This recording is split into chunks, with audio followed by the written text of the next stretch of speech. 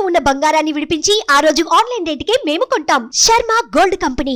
జనవరి 1వ తారీఖు నుంచి డిసెంబర్ 31వ తారీఖు వరకు ద్వాదశ రాశిలో చివరిదైనటువంటి మీనరాశి వారికి ఏ విధంగా ఉండబోతుందనే విషయాన్ని క్లుప్తంగా మీకు తెలియజేయడానికి ప్రయత్నం చేస్తాను.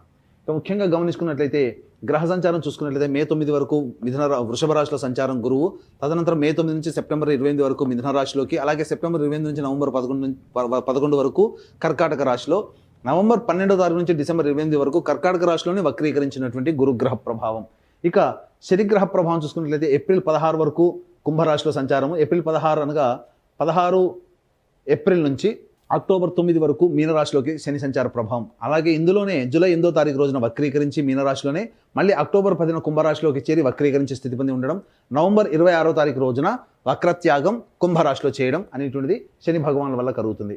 ఇక రాహుకేతులు 15 మే వరకు కూడాను రాహు మీనరాశి, కేతు కన్యారాశిలో ఉండగా 16 మే నుంచి రాహు కుంభరాశిలో, కేతువు సింహరాశిలో సంచారం చేస్తున్నటువంటి ప్రభావం. కావున ఈ యొక్క గ్రహాల యొక్క గమనాన్ని కనుక గమనించుకున్నట్లయితే ప్రధానంగా ఇటు రాహుకేతులు కానీ, గురుగ్రహ ప్రభావం కానీ, అలాగే శని ప్రభావం కానీ అనుకూలంగా లేవు. ఈ కారణం చేత మీనరాశిలో ఉన్నటువంటి వాళ్ళు పలు ఇబ్బందులు, సమస్యలు, కష్టాలు ఎదుర్కొనేటువంటి అవకాశాలు ఎక్కువగా గోచరమవుతున్నాయి. కాబట్టి జాగ్రత్తలు పాటించండి, తొందరపడి నిర్ణయాలు తీసుకోకండి. మీరు నమ్మినటువంటి వ్యక్తులే మిమ్మల్ని మోసం చేసే అవకాశాలు ఉంటాయి. అలాగే ప్రధానంగా ఈ యొక్క సంబంధించినటువంటి భార్యకి కూడా కొంత అనారోగ్య సూచనలు జరిగేటువంటి అవకాశం ఉంటుంది. పితృ వర్గీయులలో కొంతవారికి అనారోగ్యం చూసి ఇబ్బంది పడేటువంటి అవకాశాలు గోచరమవుతున్నాయి. కాబట్టి జాగ్రత్తలు పాటించండి. నమ్మిన వారి మోసపోవడం వల్ల ధనపరమైనటువంటి నష్టములు మీనరాశి వారికి 2025 సంవత్సరంలో ఉన్నాయి. కాబట్టి ధనపరమైనటువంటి నిర్ణయాలు తీసుకునేటప్పుడు, అప్పు ఇచ్చేటప్పుడైనా, అప్పు తీసుకునేటప్పుడైనా కానీ జాగ్రత్తలు పాటించండి. ఎందుకంటే అన్ని విధాలుగా గ్రహాలు అనుకూలంగా లేనప్పుడు మనం చేయవలసినటువంటిది ఎదురొడ్డి పోరాడడమే తప్ప మొండిగా ముందుకు సాగడం కాదు. పోరాట పటిమతో ఉంటూ లౌక్యాన్ని ప్రదర్శిస్తూ తెలివితేటలతో మన కార్యాలను చక్కబెట్టుకోవాలి తప్ప గుడ్డిగా మొండితనంగా పోకూడదు. తద్వారా ఇబ్బందులు ఎదుర్కోక తప్పదు అనే విషయాలు గమనించుకోవాలి. సంఘంలో మీ పేరు ప్రతిష్టలకు సంబంధించినటువంటి కొన్ని ఇబ్బందికర పరిస్థితులు ఎదురవుతాయి. స్త్రీపరమైనటువంటి ఇబ్బందులు ఈ యొక్క కుంభరాశి నుంచి మీనరాశిలో జన్మించినటువంటి వారు ఎదుర్కోక తప్పదు. కాబట్టి జాగ్రత్తలు పాటించండి. నూతన వ్యక్తుల యొక్క పరిచయం ఎప్పుడైతే ఉంటుందో వారి వలన సమస్యలు అనేటువంటివి ఈ మీనరాశి వారికి 2025 సంవత్సరంలో గోచరమవుతున్నాయి. అయితే ఏ రంగాల్లో ఉన్నటువంటి వారికి ముఖ్యంగా గమనించుకుంటే 9 మే వరకు అనగా మార్చి వరకు కూడా గురువు వక్రీకరించే స్థితి పొంది ఉన్నటువంటి కారణం చేత జనవరి 1 నుంచి మార్చి 30వ తారీఖు వరకు అద్భుతమైనటువంటి యోగకాలం. గురువు కొంతవరకు యోగిస్తాడు, ధనపరమైనటువంటి సమస్యల్ని తీరుస్తాడు, అందులో సందేహం లేదు. మార్చి 30 నుంచి మళ్ళీ ఏప్రిల్ మే 5వ తారీఖు వరకు కూడా, మే 9వ తారీఖు వరకు కూడాను అనుకూలంగా లేదు. తద్వారా ఆ సమయంలో ఏప్రిల్ మే 9వ తారీఖు వరకు మధ్య ఉన్నటువంటి కాలంలో పరిచయం అయ్యే స్నేహాలని నమ్మకండి, వ్యక్తులని నమ్మకండి. తద్వారా కొన్ని సమస్యలు ఈ సంవత్సరం అంతంలో అనగా 2025 సంవత్సరం అంతంలో ఈ మధ్య ఏప్రిల్ అండ్ మే 9th లోపల పరిచయమైన వాళ్ళ వల్ల వచ్చే సమస్యల్ని అప్పుడు మీరు చవి చూస్తారు. కాబట్టి జాగ్రత్తలు పాటించండి. అయితే ఎప్పుడైతే 9 మే నుంచి గురుడు 9 మే నుంచి సెప్టెంబర్ 28 వరకు మిథున రాశిలో సంచారం చేస్తుంటాడో చిన్నపాటి సమస్యలు, చిక్కులు, గృహపరమైన చిక్కులు, గృహపరమైనటువంటి సమస్యలు, గృహపరంగా ఖర్చులు పెరగడం అనేటువంటిది ఈ యొక్క మే 9 నుంచి సెప్టెంబర్ 28వ తారీఖు వరకు ఉంటుందని చెప్పవచ్చు. ఇక సెప్టెంబర్ 28వ తారీఖు నుంచి నవంబర్ 11 మధ్యకాలం ఉన్నటువంటి 45 రోజుల కాలము ఈ యొక్క సంబంధించినటువంటి మీనరాశిలో సంబంధించినటువంటి వారికి అనుకూలమైనటువంటి కాలంగా చెప్పవచ్చు అండి. అందులో ఏమీ సందేహం లేదు, అనుకూలమైనటువంటి కాలంగా చెప్పవచ్చు. ఎందుకంటే కుంభరాశిలోకి అక్టోబర్ 10న ప్రవేశం చేసి వక్రీకరించినటువంటి శని ప్రభావము లాభరాశి ఫలితాలు అక్టోబర్ 10 నుంచి నవంబర్ 11. అంటే సింపుల్గా చెప్పాలంటే గురువు సెప్టెంబర్ 28 నుంచి నవంబర్ 11 వరకు యోగిస్తే శని భగవానుల వారు అక్టోబర్ 10 నుంచి మీకు యోగించడం అనేటువంటిది జరుగుతుంది. తద్వారా ఏమవుతుంది, గురు శనుల యొక్క ప్రభావము యోగకాలం అనేటువంటిది సెప్టెంబర్ 28వ తారీఖు నుంచి ప్రారంభమవుతుంది. సెప్టెంబర్ 28 వరకు కూడాను కొన్ని కష్టములు ఎదుర్కోక తప్పదు. అనగా సంవత్సరాంతంలో శుభ ఫలితాలు పొందుతారు. మీ వెనుక మీ మంచి ఉన్న వాళ్ళు ఎటువంటి వాళ్ళు అనేటువంటిది ఇంతకుముందే చెప్పుకున్నాం. సంవత్సరాంతంలో వాళ్ళ యొక్క ప్రభావాలు తెలుస్తాయని చెప్పి, కారణం గ్రహాలు అనుకూలిస్తున్నటువంటి కారణం చేత మీకు ఆ విధమైనటువంటి ఇబ్బందుల నుంచి మీరు బయటపడతారని చెప్పవచ్చు. ఇక ముఖ్యంగా గమనించుకున్నట్లయితే శని 16వ తారీఖు వరకు కుంభరాశిలో సంచారం చేస్తుండడం కాబట్టి ఏలినాటి శని ప్రభావం. ఇక 16 ఏప్రిల్ నుంచి శని మీనరాశిలోకి సంచారం చేస్తుండడం, 16 ఏప్రిల్ నుంచి అక్టోబర్ 9 వరకు మీనరాశిలోకి, అలాగే ఈ సంబంధించినటువంటి జూలై 8న వక్రీకరించి మళ్ళీ ఏలినాటి శని ప్రభావం, మళ్ళీ అక్టోబర్ 10న కుంభంలో వక్రీకరించి ఉండడం. ఈ కారణం చేత అక్టోబర్ 10 నుంచి ఈ యొక్క నవంబర్ 26వ తారీఖు వరకు మరియు ఆ సెప్టెంబర్ నుంచి నవంబర్ వరకు కర్కాటకంలో ఉన్నటువంటి ఫలితము ఇవన్నీ కూడా యోగదాయకమైనటువంటి పరిస్థితులు ఉంటాయి. కాబట్టి జాతకరీత్యా ఏం చేసుకోవాలనుకున్న నవంబర్ 11వ తారీఖు లోపలనే అక్టోబర్ 10 నుంచి నవంబర్ 11వ తారీఖు మధ్యకాలంలో అప్పటి వరకు సమస్యలు ఎదుర్కొన్నటువంటి వాళ్ళకి రిలీఫ్ అనేది ఆ మంత్లోకి దొరుకుతుంది. అన్ని సమస్యలకి పరిష్కార వేదిక ఆ ఒక్క మంత్లోనే అన్ని సమస్యలు మీరు పరిష్కరించుకోగలుగుతారు. కాబట్టి తెలివిగా ఆ ఒక్క నెల పాటు మీ యొక్క సమస్యని పరిష్కరించుకునే మార్గాన్ని వెతుక్కోండి.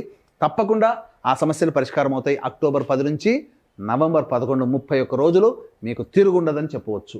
ఇక గమనించుకున్నట్లయితే ప్రధానంగా ఈ యొక్క కుజగ్రహ ప్రభావంలో జనవరి 21 నుంచి ఏప్రిల్ 1వ తారీఖు వరకు కొంత మీకు మంచి చేరేటువంటి అవకాశం ఉంది. సోదర సోదరీమణులు మిత్రుల సహాయ సహకారాలు జనవరి 21 నుంచి ఏప్రిల్ 1వ తారీఖు మధ్యకాలంలో ఉంటుంది. తద్వారా రాని బాకీలు వసూలవుతాయి. అన్నిటికంటే ప్రధానంగా కోర్టు సమస్యలు ఏవైతే ఉంటాయో సివిల్ సమస్యలు కానీ ఫ్యామిలీ సమస్యలు కానీ అవన్నీ పరిష్కరించుకొని ఆ కోర్టు సమస్యలకు సంబంధించి విజయాన్ని పొందుతారని చెప్పవచ్చు.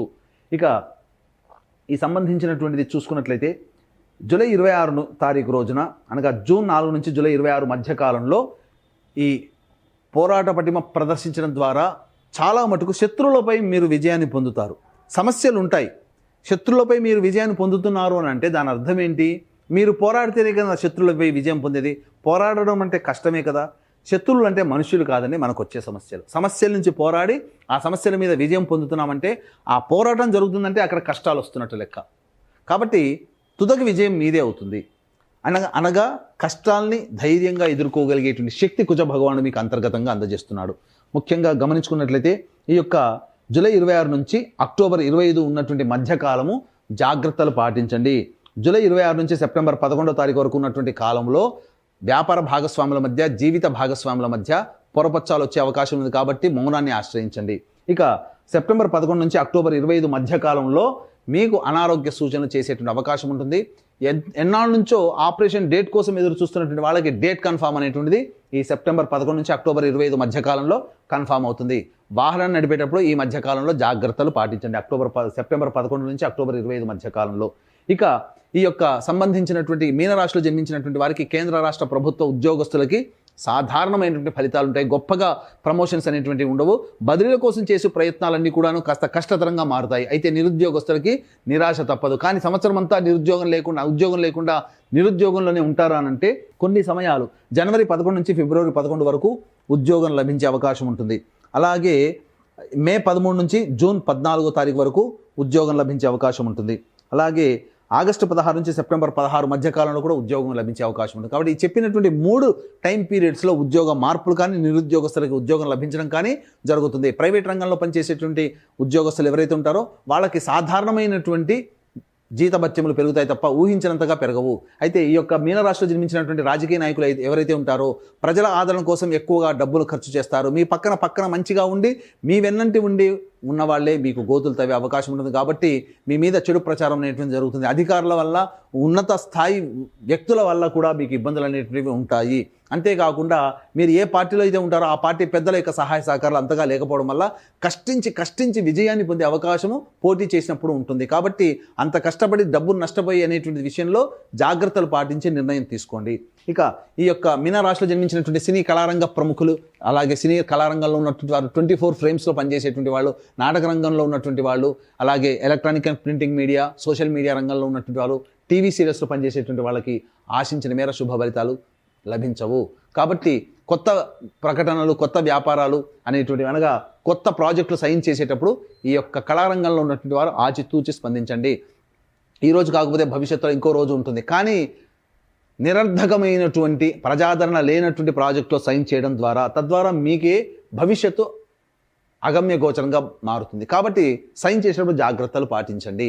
ఇక ఈ సంబంధించినటువంటి ఈ యొక్క మీనరాశిలో జన్మించినటువంటి విద్యార్థులు రాహు, శని, కేతుల యొక్క ప్రభావం, గురు ప్రభావం కూడా అంతగా లేని కారణం చేత జ్ఞాపక శక్తి కోల్పోవడం, తద్వారా చేస్తున్నటువంటి ఈ యొక్క రాస్తున్నటువంటి పరీక్షలలో కష్టే ఫలినట్టుగా పోటీతత్వాన్ని ముందు పెట్టుకొని మీరు ప్రయత్నం చేయాలి. సాధారణంగా మీకు ఉత్తీర్ణత శాతం కలుగుతుంది. అయితే కోరుకున్నటువంటి విద్యాలయాల్లో ప్రవేశం కోసం ప్రయత్నం చేసేటప్పుడు జాగ్రత్తలు పాటించండి. నిరాశ మిగలకుండా మీరు పోరాట పటిమతో మీరు ముందుకు వెళ్ళే ప్రయత్నం చేయండి. ఇక గమనించుకున్నట్లయితే ఈ యొక్క మీనరాశిలో జన్మించినటువంటి రైతులు ఎవరైతే ఉన్నారో వాళ్ళకి సాధారణమైనటువంటి దిగుబడి ఉంటుంది తప్ప గొప్పగా దిగుబడి ఉండదు. కొత్త పంటలకి ప్రయత్నం చేయకండి. ఈ మీనరాశిలో జన్మించినటువంటి లాయర్లు కానీ, అలాగే రియల్ ఎస్టేట్ రంగంలో ఉన్నటువంటి వాళ్ళు కానీ, మైనింగ్ రంగంలో ఉన్నటువంటి వాళ్ళు కూడా ఎక్కువగా నూతన ప్రాజెక్టులు అనేటువంటివి చేపట్టకండి. మీరు చేపట్టేటువంటి పనులు ఇంతకుముందు ఉన్నవే కొనసాగించుకునే ప్రయత్నం చేయండి తప్ప మీరు కొత్తవి చేపట్టుకోగానే ప్రయత్నం చేయకండి.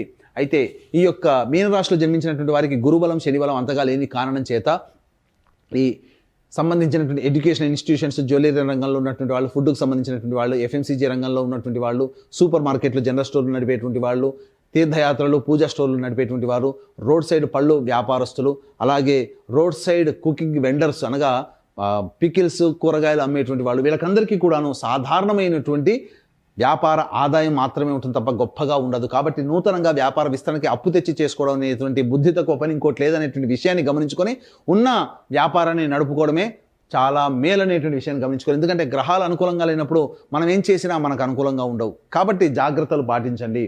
ఇక్కడ వడ్డించేవాడు మనవాడైతే ఎక్కడ కూర్చున్నా ఒకటే అన్నట్టు, మనకు గ్రహాలు యోగించినప్పుడు మనం ముందు కూర్చున్నా వెనక ఉన్నా ఎన్ని ప్రయత్నాలు చేసినా మనకు తుదకు ఫలితం లభించదనే విషయాన్ని మీనరాశిలో జన్మించినటువంటి వాళ్ళు గమనించుకోవాలి. ఇక మీనరాశిలో జన్మించినటువంటి ఎడిబుల్ ఆయిల్స్, అలాగే ఆయిల్ వ్యాపారంలో ఉన్నటువంటి వాళ్ళు, మిల్లులు వ్యాపారం నడిపేటువంటి వాళ్ళు, అలాగే ఈ సంబంధించినటువంటి స్టీల్ వ్యాపారం, ఐరన్ సంబంధించినటువంటి వ్యాపారంలో ఉన్నటువంటి వాళ్ళు, ఈ యొక్క పెట్రోల్ బంకులో ఆటో ఆయిల్స్ నడిపేటువంటి వాళ్ళు, వీళ్ళకందరికీ కూడా చర్మముతో సంబంధమైనటువంటి వ్యాపారస్తులు, వీళ్ళకందరికీ కూడాను సాధారణమైనటువంటి ఫలితాలు ఉంటాయి. గొప్పగా చెప్పుకోదగినటువంటి ఫలితాలు అనేటువంటివి ఉండవు. ఈ యొక్క మీనరాశిలో జన్మించినటువంటి స్త్రీలకి పేరుకు తగినటువంటి ప్రతిఫలము లభించకపోవడం వల్ల ఇబ్బందికర పరిస్థితులు అనేటువంటివి ఎదురవుతాయి. అంతేకాకుండా శ్రమ ఎక్కువగా ఉండడము, ఒత్తిడి ఎక్కువగా ఉండడము, చేసేటువంటి పనుల ఫలితం కూడా తక్కువగా ఉండడం, ఈ కారణం చేత అనవసరమైనటువంటి బాధ్యతలను ఎత్తిన వేసుకోవడం అనేటువంటిది మీకు జరుగుతుంది. అంతేకాకుండా ఆరోగ్య సమస్యలు అనేటువంటివి తలెత్తేటువంటి అవకాశాలు ఉంటాయి. ముఖ్యంగా ఈ మీనరాశిలో జన్మించినటువంటి స్త్రీ పురుషులకి ఈ యొక్క సంబంధించినటువంటి ఎసిడిటీ ప్రాబ్లమ్స్, ఇండైజెషన్ ప్రాబ్లమ్స్ ఎక్కువగా గోచరమవుతాయి. వారసత్వంగా ఏవైనా బీపీ, షుగర్ లాంటివి ఎవరైనా కానీ ఉన్నట్లయితే ఇవి బయలుపడేటువంటి అవకాశాలు గోచరమవుతున్నాయి. కాబట్టి జాగ్రత్తలు పాటించండి. ఫుడ్ డైట్ కంట్రోల్లో పెట్టుకొని ప్రయత్నం చేయండి. తర్వాత చెప్పుకొచ్చేది ఏమిటంటే, కాలం కలిసి రానటువంటి సమయం ఈ మీనరాశి వారికి ఉన్నటువంటి కారణం చేత దైవానుగ్రహాన్ని పొందే ప్రయత్నం చేయండి. ఈ యొక్క మీనరాశి వారికి ఈ చెప్పినటువంటి ఫలితాలన్నీ కూడాను మీకు సంబంధించినవి కాకుండా, పెళ్ళైతే కనుక మీ భార్య లేదా భర్త మరియు సంతానం యొక్క జాతకం కూడా మీ మీద డిపెండ్ అయి ఉంటుంది, మీ మీద ప్రభావం చూపుతుంది. అలాగే పెళ్లి కాకపోతే తల్లిదండ్రులు, తోడబుట్టిన వాళ్ళ యొక్క జాతకం కూడా మీ మీద ప్రభావం చూపుతుంది. కాబట్టి ఈ యొక్క కుటుంబ సభ్యుల అందరికీ కూడాను ఈ మీనరాశిలో జన్మించినటువంటి వారికి జాతకరీత్యా అన్ని రకాలుగా 2025 సంవత్సరంలో ఏవైతే అనుకుంటారో అవన్నీ కూడాను, ఆ రెజల్యూషన్స్ అన్నీ కూడాను నెరవేర్చుకునే విధంగా మీకు కొన్ని గొప్ప యోగాలు అనేటువంటివి చేయాలనే సంకల్పంలో ఉన్నాము. అనగా ఏంటి? జాతకరీత్యా కలుగు విద్య, వివాహ, ఉద్యోగ, దాంపత్య, సంతాన, అనారోగ్య సమస్యల నివారణకి మరియు ఈ సంవత్సరం అంతా కూడా అన్ని రాశుల వారికి శని ప్రభావం పూర్తిగా ఉంటుంది. కావున కర్మదోషం, గత జన్మ కర్మదోషం తొలగిపోవాలి. కావున గత జన్మ కర్మదోష పరిహారార్థమై సర్వదోష నివారణ పూజలు, హోమాలు అనేటువంటివి ప్రతి నెల ఒక్కొక్క పుణ్యక్షేత్రంలో చేయాలని శ్రీకారం చుట్టాము. జనవరి 13వ తారీఖు రోజున శ్రీకాళహస్తిలో కానీ, శ్రీశైల క్షేత్రంలో కానీ ఈ కార్యక్రమం మొదలవుతుంది. ప్రతి నెల ఒక్కొక్క పుణ్యతిథి రోజున మీ కుటుంబ సభ్యుల అందరి గోత్రనామాలతో ఈ కార్యక్రమం చేయించడం జరుగుతుంది. సామాన్య మానవుడు కూడా పాల్గొనే విధంగా ఈ కార్యక్రమం రూపకల్పన చేయడం జరిగింది. కాబట్టి దీని రిజిస్ట్రేషన్ వివరాలు కార్యక్రమ తదనంతరం కాంటాక్ట్ చేసి పూర్తి వివరాలు తెలుసుకోవచ్చు. అలాగే తండ్రి వైపు 6 తరాలు, భర్త వైపు 6 తరాలు, తల్లి వైపు 3 తరాలు, భార్య వైపు 3 తరాల్లో కుటుంబంలో ఏవైనా దుర్మరణాలున్నా, అలాగే కుటుంబంలోని వ్యక్తులు 60 సంవత్సరాల లోపల ఏ విధంగానైనా చనిపోయినా, లివర్ ప్రాబ్లం, కిడ్నీ ప్రాబ్లం, క్యాన్సర్తో ఎవరైనా చనిపోయినా వాటిని పితృదోషం లేదా పితృశాపం అని అంటారు. ఇట్టి పితృదోష పరిహారార్థమే ప్రతి నెల ఒక తిథి రోజున ఈ యొక్క పితృదోష నివారణ కార్యక్రమాలు కూడా చేయించడం జరుగుతుంది. అవకాశం ఉన్న వాళ్ళు కార్యక్రమ తదనంతరం కాంటాక్ట్ చేసి పూర్తి వివరాలు తెలుసుకోవచ్చు. మీనరాశిలో జన్మించినటువంటి వారికి ఈ సంవత్సరం అంతా కూడాను ఆనందంగా ఉండాలనేటువంటి సదుద్దేశంతో చేసుకోదగినటువంటి సామాన్యమైనటువంటి పరిహారం, ప్రతిరోజు దత్తాష్టకం, కాలభైరవాష్టకం, రుద్ర కవచం రోజుకి 3 సార్లు పఠించండి. వీలు కుదిరినప్పుడల్లా ఈశ్వర ఆలయాన్ని సందర్శించుకునే ప్రయత్నం చేయండి. అర్చనాభిషేకాదులు జరిపించుకోండి. ఇవి జరిపించుకున్నప్పటికీ కూడా మీ యొక్క జీవితం 2025 సంవత్సరంలో విభిన్నంగా ఉంది అని అంటే మీ యొక్క జన్మజాతకంలోనే నడిచేటువంటి గ్రహ దశాంతర దశల యొక్క ప్రభావ ఫలితములు. కావున దగ్గరలోని మంచి ఉపాసనా పరులైనటువంటి జ్యోతిషుని సంప్రదించి వారి సలహాలు సూచనలు కనుక పాటించినట్లయితే మరింత మెరుగైనటువంటి జీవితాన్ని పొందుతారని ఆశిస్తూ సర్వం శ్రీ ఉమామహేశ్వర పరబ్రహ్మార్పణమస్తు.